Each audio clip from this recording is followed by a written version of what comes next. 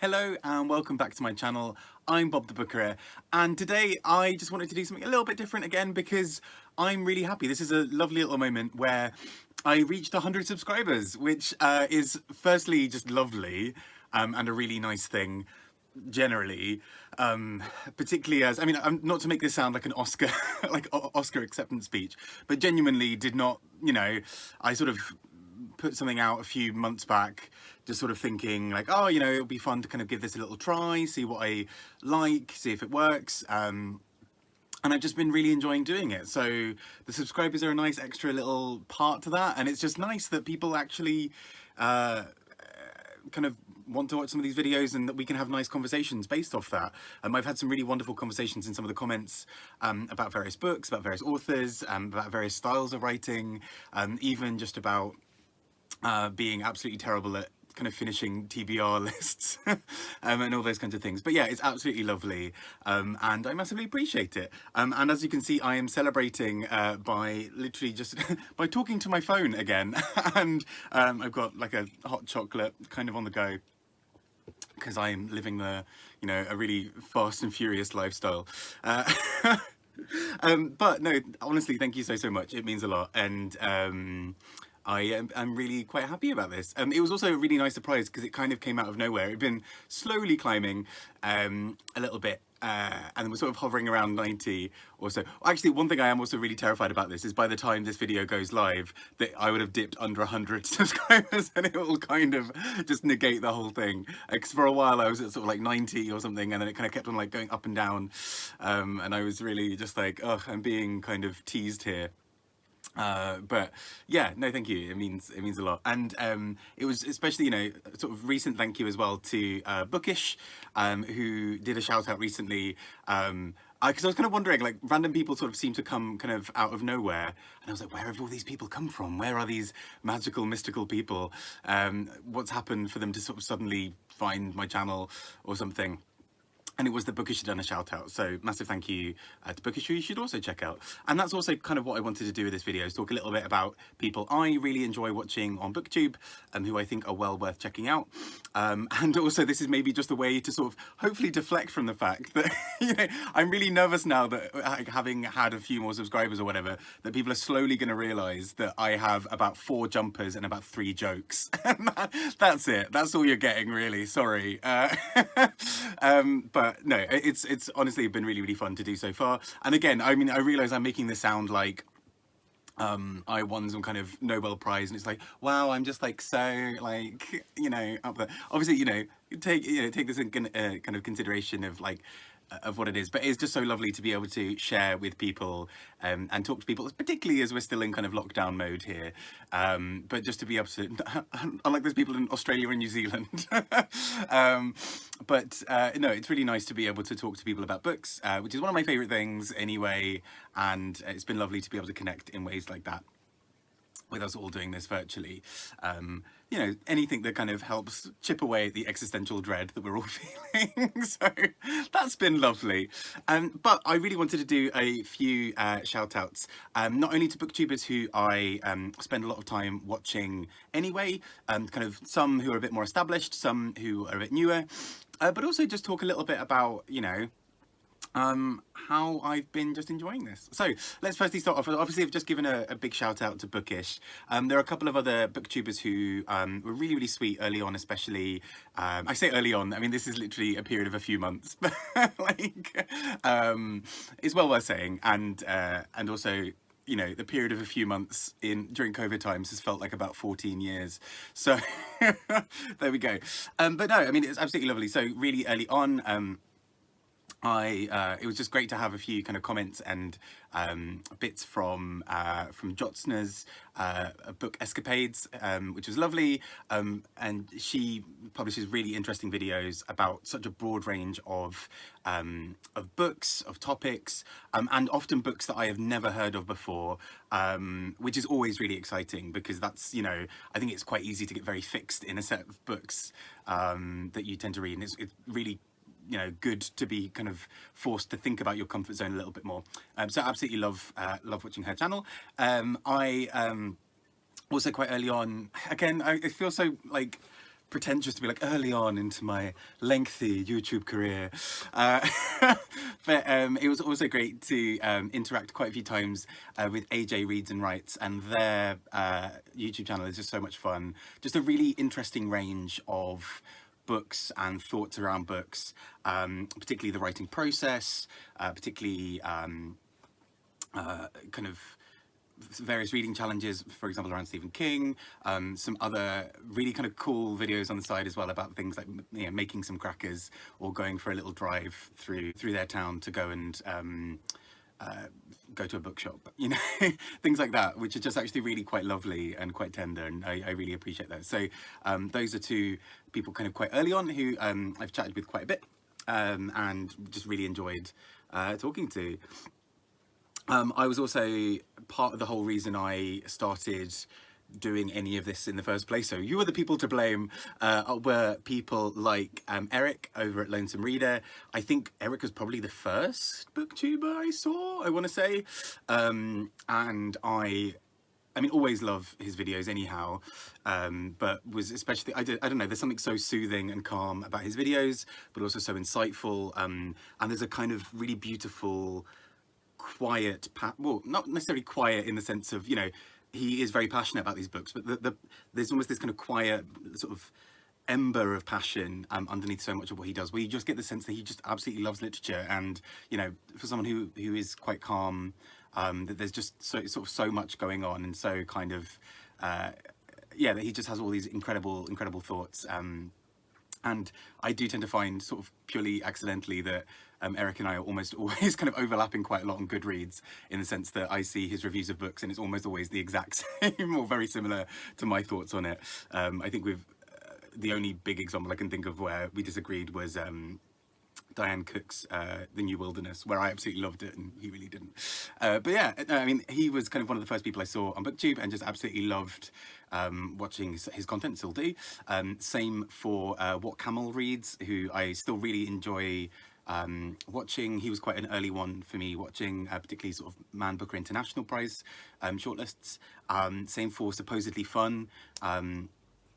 Greg at Supposedly Fun, like all, and Britta Burler at I think her channel is just called Britta Burler, but all really interesting people who were kind of some of the people I watched really early on, and just thoroughly enjoyed because of their really brilliant insights into books. You know, Camel, What Camel Reads, does a lot of really intricate research into kind of really breaking down books and talking about the historical struggles around them, for example, or the context around them.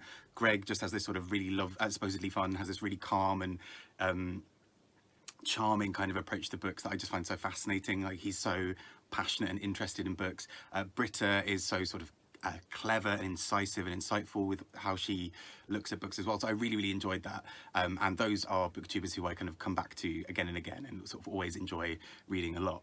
And then, of course, there is the man with whom I share a jumper, as in we each individually have our own jumpers, but that is Simon Savage at Savage Reads, who is just an absolute hero, really. Again, just super fun to watch, really kind of chatty, fun, kind of excitement about books, which is always really great to see, and some really wonderful recommendations of books that I often haven't necessarily heard of as well, which is really exciting, because I'm not sure if you've noticed, I tend to get a little bit sidetracked by Booker prizes. So it's actually really nice as well to watch someone who, you know, engages with the Women's Prize, but and kind of other prizes here and there, but is really just so interested in the books around him, and is just really funny, and on Instagram or whatever, just so candid and forthright about talking about things like mental health and self-care and those kinds of things as well. So really lovely to see, and massively appreciated. And also Simon very kindly did a shout out for me a couple of times, which I think kind of got me kind of a little bit off the ground as well, which is very sweet of him. So massive appreciation there as well. And then, yeah, obviously I've kind of mentioned Bookish recently. I've been watching quite a few videos recently of this is now where I forget absolutely everyone's names, isn't it? Like, where I'm just like, oh yeah, you know, that person with the hair and the video, right, it's them. What am I talking about? Who knows? I mean, some other people who I have really enjoyed also involved. So recently, Mark Nash, I've been speaking to him a little bit about, for example, kind of quite experimental fiction, which is kind of what the last couple of videos have sort of been about. And that's been super, super exciting. And I also, yeah, there are just so many people. Okay, so I actually had to go back and write some of these names down because apparently my memory is a sieve. And as soon as I see people's names, I'm like, of course, this is exactly the person I was meaning to talk about. But for some reason, in the moment, my brain was just like, yes, it was just kind of, it was almost like in a cartoon where you just sort of go into the mind of a character and it's just like, I don't know, like somebody playing a trombone or like sort of something else entirely different other than the thoughts that you're actually trying to access. So brilliant, loving my life. So some other people I really wanted to shout out who I just think are really, really fun and interesting on this little booktubey space. So, for example, Kieran at KD Books, who is just super interesting and passionate. And I think kind of just around the same time, we were both sort of doing little videos on Julian Barnes. And that was just sort of super interesting to kind of see how we both approached Sense of an Ending very differently. I loved it. I don't think he did, which is totally fine. But it was just kind of funny to see that other perspective. And yeah, Kieran is just such, just a good egg, just a very good egg. We also have Anata about books. She's just got such interesting perspectives on things. I love how she is just so excited about books and is just so sort of thoughtful in her opinions on books, and so that's just been absolutely lovely to kind of check in and watch her videos. I also really enjoy having to consult my list again because you know what, I will otherwise, I mean, granted, I will forget at least 14 people in the midst of all this, but you know, I'll add to this list quietly as we go. We've also got Books on My Social Life.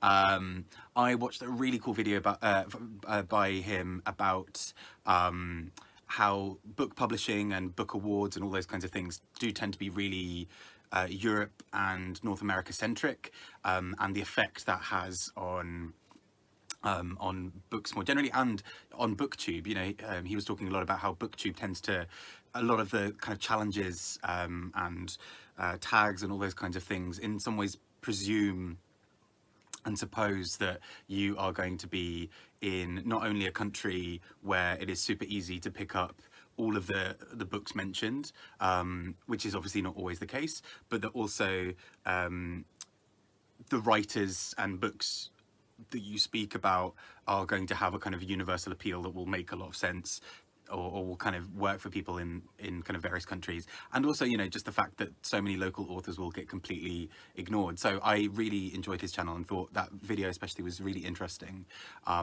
particularly for just sort of digging a bit more deeply into what that looks like. I must admit I hadn't really ever stopped and thought about it properly, but actually, you know, if you live in a country where, you know, suddenly a Booker Prize book appears and is just sort of told to you as like, here is the book to go and read, that's quite strange when you've got loads of local authors who maybe aren't being given that platform, and so that's really interesting, particularly as I delve further into the Booker Prize, and particularly at the moment I'm reading loads of ones from the 1970s, which is basically a lot of people from the UK, normally talking a bit about empire. It's a bit, yeah, anyway, so other people, Daniel over at Guilty Feet, who is just such a wonderful human, just such interesting insights into books, and again, just a broad range of books that I have often never heard of, or kind of understanding a little bit more behind some of the books. So actually, you know, yes, you may be reading this book now, but wider context. You know, I think Daniel said something really interesting once about kind of, yeah, kind of the I think it was the 1998 Booker Prize shortlist after my video about it, where, you know, he was sort of saying actually at the time it seems quite surprising that there were a couple of debuts on that list, for example, whereas now, like, that's a lot less shocking and surprising. And he's just, I mean, a treasure trove of information. I just really love his approach and insight and humour, and he's got a couple of tags that I really need to actually go and do. I keep on being like, right, this will be the weekend that I do it. And then as happened yesterday when I sat down to record videos, about 2 hours after I'd originally planned to sit down and record videos, I was leaving the bath. Like, it wasn't a 2 hour long bath, don't worry.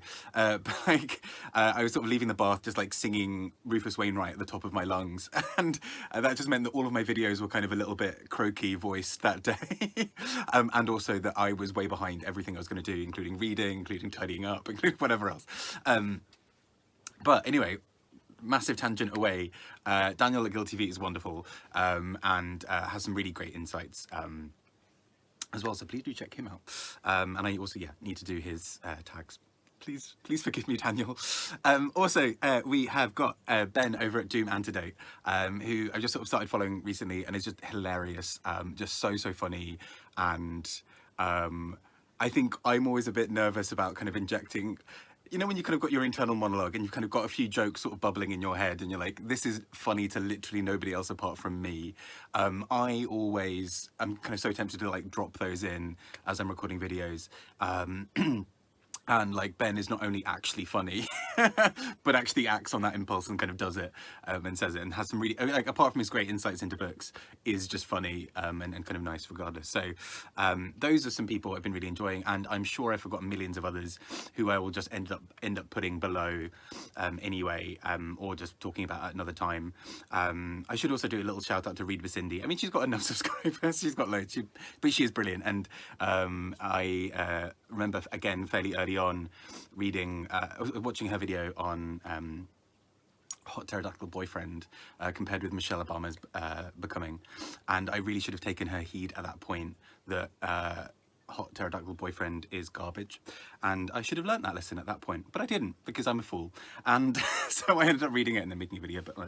But anyway, so many good people out there. I'm sure I've forgotten millions of them, and I will talk about them at another time, but I absolutely love this little booktuby space. Please do recommend other really good people in the comments. I'm especially intrigued about reading a bit more outside of my comfort zone, particularly outside of Booker Prize. So any other people you would want to recommend would be fantastic. And have a wonderful time. Have a great time. And I will see you all soon. And thank you again for not only putting up with my nonsense, but subscribing to it. So thank you very much. Next goal, I don't know, some other number. It's all a bit arbitrary, but I really do appreciate it, and it's been so much fun already in just a few months, so let's hope that there's more of that. Take care, everybody. Have a great time and enjoy your reading. Bye-bye.